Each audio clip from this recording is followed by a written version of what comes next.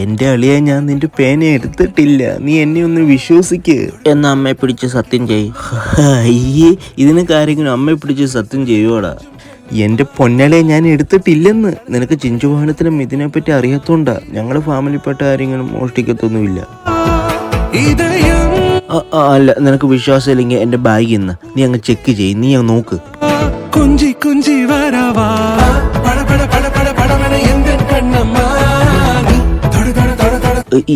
ഇത് നിന്റെ പേനയായിരുന്നു?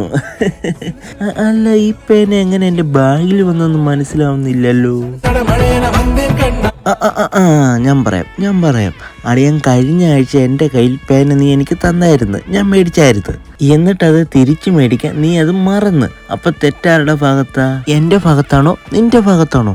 അളിയ, നിന്റെ ഭാഗത്ത്. അളിയ, തെറ്റ് നിന്റെ ഭാഗത്ത്. എന്നിട്ട് എന്റെ തലയിലിട്ട് നീ മുങ്ങ നോക്കല അളിയ. സോറി അളിയ, ഒരു പേന നീ എനിക്ക് തന്നിട്ട് അത് തിരിച്ചു വാങ്ങാൻ നീ മറന്നിട്ട്.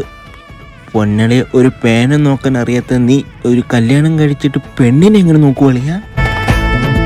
ഭാഗ്യം മണ്ടൻ വിശ്വസിച്ച്.